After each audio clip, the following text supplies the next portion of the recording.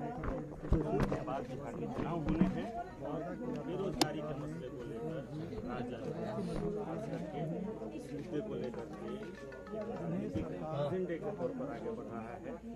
तेजस्वी यादव ने आह्वान किया था कि 9 तारीख रात के 9 बजे 9 मिनट तक तमाम जो लाइट्स हैं वो ऑफ होंगी और वो लालटेन। तस्वीरें हम आपको दिखा रहे हैं, पटना की तस्वीरें हैं जहां पर किस तरह से आरजेडी ने यहां पर आज लालटेन जलाओ का जो अभियान शुरू किया था उसकी औपचारिक तौर पर शुरुआत की है।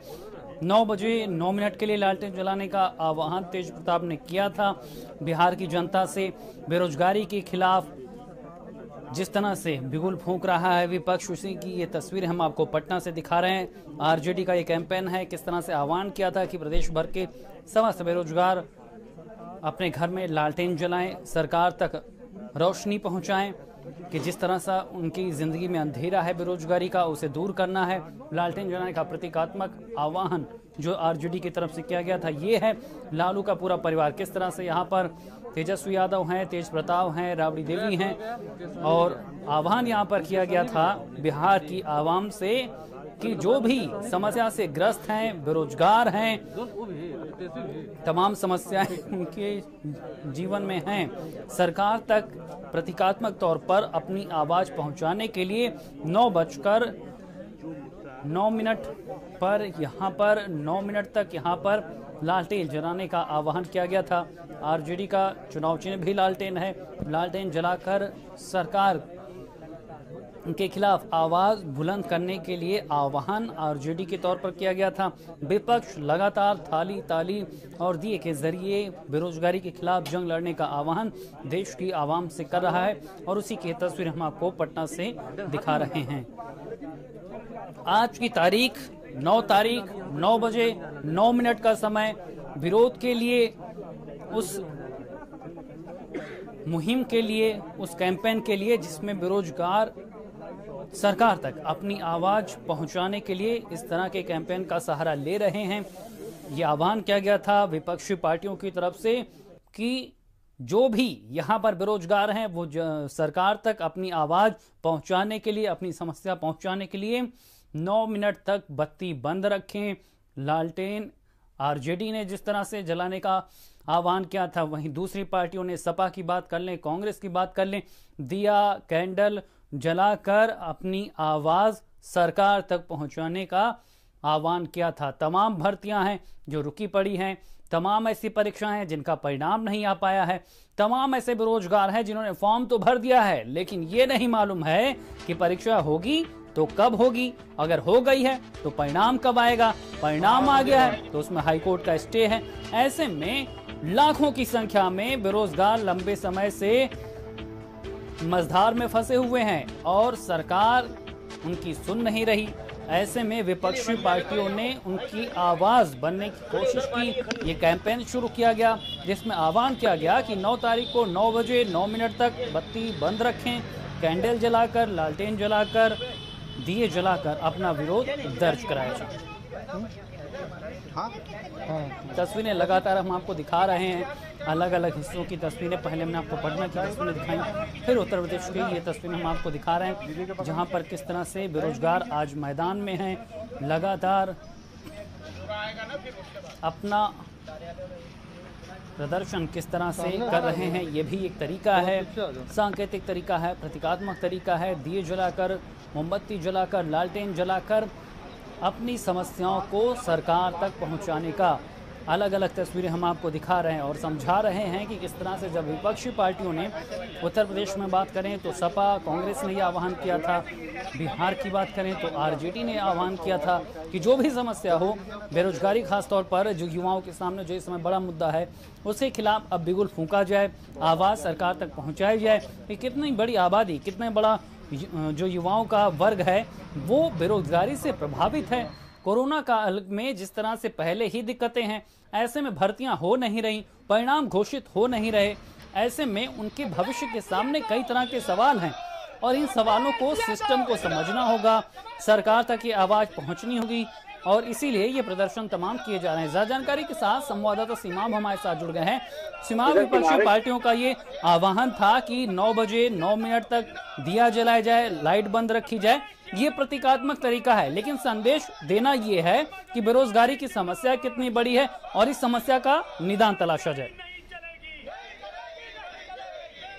जी बिल्कुल, बताएं कि आज जो जिस तरह का आह्वान किया गया था तमाम राजनीतिक दलों की तरफ से और इसके अलावा जो बेरोजगार हैं उन लोगों की तरफ से, तो उसके क्रम में आज समाजवादी पार्टी का प्रदर्शन जो है वो शुरू हो चुका है। 10-90 चौराहे से पूजा शुक्ला जो समाजवादी पार्टी की नेता हैं, उनके नेतृत्व में तमाम युवा जो है मुख्यमंत्री आवास की तरफ हाथों में मशाल कैंडल लेकर निकल पड़े हैं और मुख्यमंत्री आवास तक जाने की बात कह रहे हैं कि वहां जाकर मुख्यमंत्री को हम जगाने का काम करेंगे कि युवाओं को रोजगार दिया जाए। केंद्र सरकार को जगाने का काम करेंगे कि किस तरह से बेरोजगारी कितनी बढ़ी हुई है उत्तर प्रदेश में और किस तरह से इन लोगों को रोजगार मुहैया कराया जाए, इसको लेकर कोई ठोस रणनीति बनाई जाए। चैलेंज बिल्कुल सीमाब, उत्तर प्रदेश एक ऐसा राज्य है जिसमें कई भर्तियां, बड़ी भर्तियां लंबे समय से प्रभावित हुई हैं और इसके कारण एक बहुत बड़ा वर्ग का भविष्य भी अधर में अटका हुआ है। ऐसे में सीमाब, युवाओं के सामने कोई रास्ता नहीं है, इसलिए वो मैदान में है। आज जाहिर है कि कोई रास्ता नहीं है, इसलिए मैदान में है। तमाम भर्तियां पेंडिंग पड़ी हुई है, कुछ भर्तियों की जांच हो गई है, रोजगार है नहीं, इंसान जो है वो कोई काम नहीं कर पा रहा है। तमाम जगहों पे जो है वो दिक्कतों का सामना करना पड़ रहा है। छोटे रोजगार भी बंद हो गए हैं, पटरी दुकानदार भी सड़क पे हैं, कोई किसी के पास कोई रोजगार नहीं है। ऐसी सूरत में आज ये जो आह्वान किया गया था तमाम राजनीतिक दलों की तरफ से और मुख्यमंत्री के आवास की तरफ अब जाना शुरू कर दिया है इन युवाओं ने। अब ये देखने वाली बात होगी कि कहां तक ये युवा पहुंच पाते हैं। शैलेंद्र बिल्कुल सीमाब, क्योंकि सरकार ने भी पहले से ही तैयारी कर ली गई थी। इस तरह के निर्देश थे कि इस तरह का प्रदर्शन न होने दिया जाए, पहले ही उनको समझा दिया जाए, लेकिन युवाओं के सामने समस्या बड़ी है और इसीलिए वो किसी भी तरह से मानने को तैयार नहीं है। सीमाब, का आश्वासन अब किसी मोदी सरकार ने 9 मिनट के लिए नौजवान आज मोमबत्ती जला के अपना विरोध प्रदर्शन करें। उस कड़ी में बनारस के भी नौजवान अपना प्रदर्शन कर रहे हैं। ठीक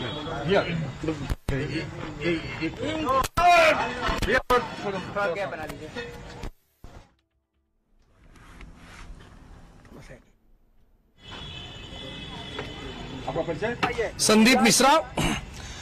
आज उत्तर प्रदेश और हिंदुस्तान के अंदर छात्र, नौजवान, युवा बेरोजगार पड़े हुए हैं और उत्तर प्रदेश के मुख्यमंत्री और देश के प्रधानमंत्री लोगों से थाली बजाने का काम करवाते हैं। आज उन्हीं के विरोध में, उन्हीं के विपरीत आज हम लोगों ने उनको आईना दिखाने का काम किया कि जो आज छात्र, नौजवान, युवा उत्तर प्रदेश और हिंदुस्तान के अंदर बेरोजगार बैठे हैं और देश का प्रधानमंत्री कहता है कि आप पकौड़ी छानो। अरे पकौड़ी तलने से, पकौड़ी तल तो लेते हैं लेकिन पकौड़ी खाने वाला भी तो कोई चाहिए। जब किसी के जेब में पैसा ही नहीं रहेगा, जब इंसान बेरोजगार रहेगा, जब व्यापार बंद रहेगा तो लोग पकौड़ी खाएंगे कहां से।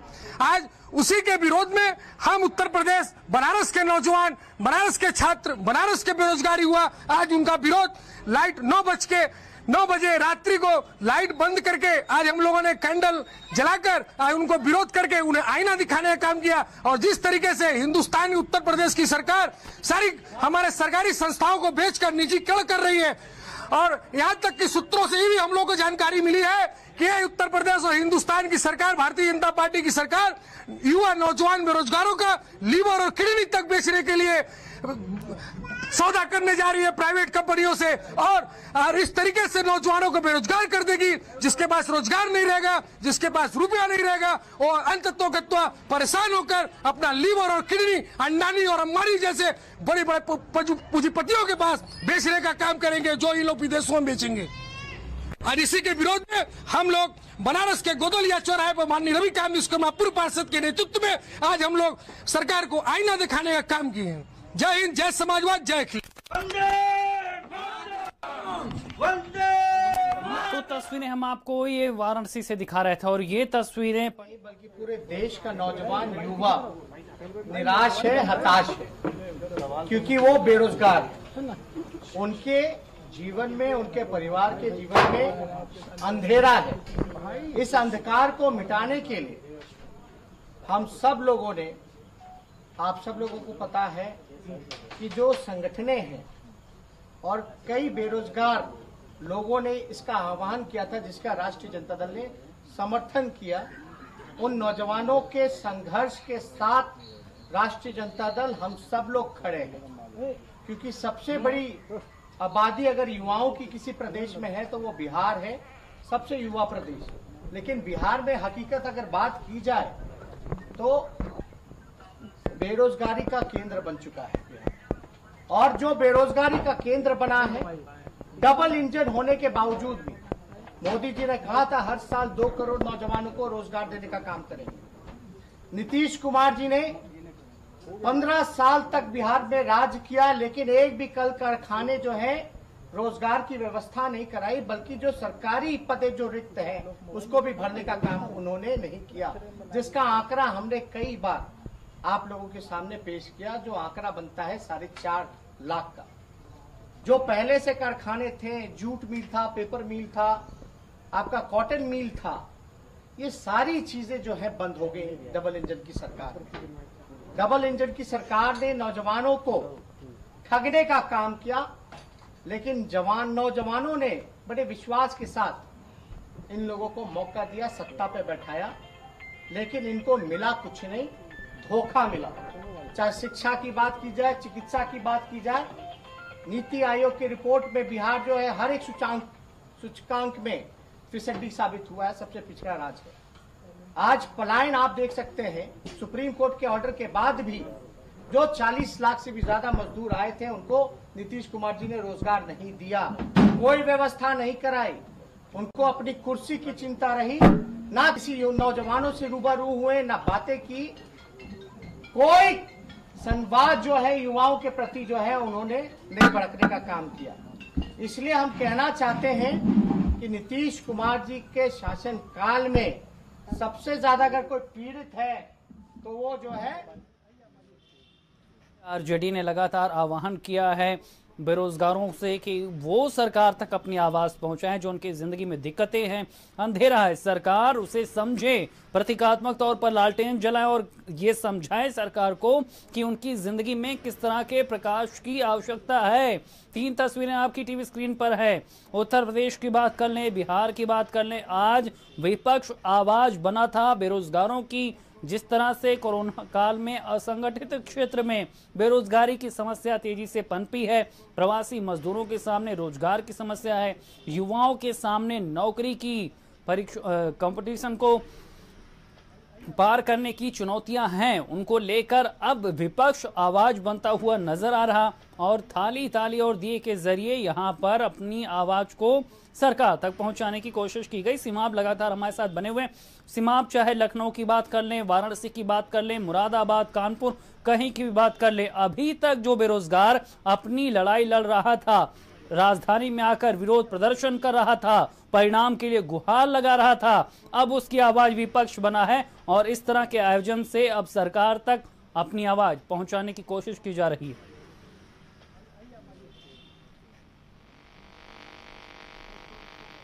सीमा आप तक मेरी आवाज पहुंच रही है?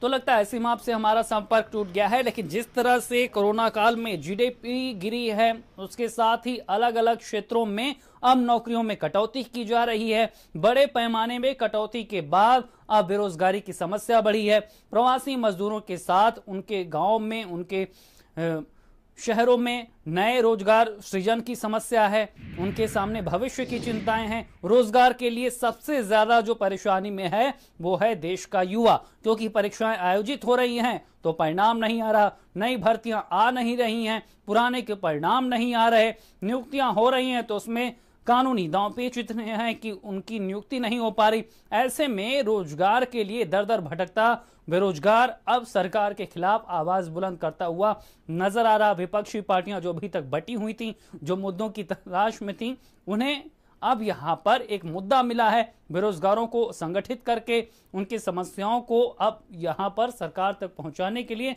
सियासत भी कंधे से कंधा मिलाती हुई नजर आ रही है। और सपा, कांग्रेस आरजेडी, ये तमाम ऐसी पार्टियां हैं जो बेरोजगारों की आवाज को अब अपनी आवाज बनाते हुए इस तरह का कैंपेन चला रही। आज की तारीख मुकर्रर की गई थी 9 तारीख 9 बजे 9 मिनट तक दिया बत्ती लालटेन मोमबत्ती के जरिए यहां पर अपनी समस्याओं को सरकार तक पहुंचाने का यह कैंपेन चलाया गया। तो तस्वीरें हम आपको दिखा रहे हैं, चाहे वो लखनऊ की बात कर लें, चाहे मुरादाबाद की बात कर लें, वाराणसी की बात कर लें या फिर बिहार की, हर जगह बड़ी संख्या में बेरोजगार हैं। उनके सामने समस्या है जीवन यापन की, भविष्य की, और इस समस्या को उन्होंने सरकार तक पहुंचाने के लिए ये तरीका अपनाया है। लोकतंत्र में हर कोई अपनी बात सरकार तक पहुंचाता है। लोकतांत्रिक तरीके से अब यहां पर बेरोजगार प्रदर्शन करते हुए नजर आ रहे हैं। 9 मिनट तक यहां पर दिया मोमबत्ती जलाकर, मसाल जलाकर अपनी बात सरकार तक पहुंचाना चाह रहे हैं। सपा ने, कांग्रेस ने उत्तर प्रदेश में आह्वान किया था बेरोजगारों से कि वो सरकार को बताए कि उनके सामने कितनी बड़ी समस्या है, किस स्थितियों से वो गुजर रहे हैं, उनकी आवाज को अब सरकार तक पहुंचाया जाए। और इसलिए उनके आह्वान पर, सियासी पार्टियों के आह्वान पर बेरोजगार भी मैदान में उतरे। और आज जिस तरह से 9 मिनट का ये आयोजन रखा गया था, उसके बाद लगातार अलग अलग शहरों में ये प्रदर्शन सामने आ रहा है, जहां मोमबत्ती जलाकर, दिया जलाकर बेरोजगार अपनी बात सरकार तक पहुंचा रहे हैं। तो जिला कोई भी हो, हालात एक जैसे हैं। बड़ी संख्या में युवा बेरोजगार है, भर्तियां हो नहीं रही, परीक्षा के परिणाम आ नहीं रहे, आ भी रहे तो हाईकोर्ट का पेच है। ऐसे में युवा जाए तो जाए कहां? कोरोना काल में वैसे ही नौकरियों की कटौती है, मंदी की मार है, धंधे चौपट हो चुके हैं, रोजगार सृजन के मौके है नहीं, जीडीपी माइनस में जा रही है। और ऐसे में उम्मीद और माथे पर परेशानियां भी लगातार बढ़ती जा रही हैं। और इसी खबर पर ज्यादा जानकारी के साथ हमारे साथ प्रज्ञा जुड़ गई हैं।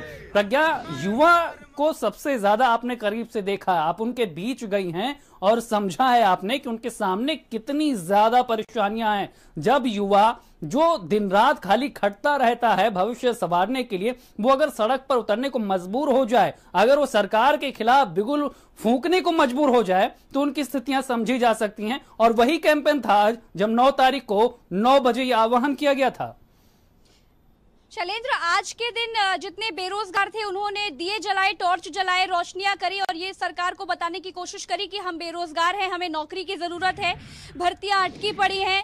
जितने बेरोजगार हैं, मैं उनके बीच में गई तो लोगों में निराशा है, क्योंकि वो बार बार लगातार सरकार से सवाल कर रहे हैं, उनको कोई नहीं सुनता, उनकी नजर, सरकार की नजर उन पर नहीं पड़ती, उनको इस बात का बहुत ही निराशा है। तो बेरोजगार जितने हैं उनको उम्मीद है कि सरकार किसी तरीके से तो उनकी बात सुनेगी। यही कारण था उन्होंने आज 9 तारीख को 9 बजे 9 मिनट के लिए दिया जलाने के लिए और सरकार को एक मैसेज देने के लिए कहा, जिससे सरकार को ये समझ में आए कि हमारे देश के जो युवा हैं उनको नौकरी की जरूरत है, उनको बेकार के वादों की, दावों की जरूरत नहीं है।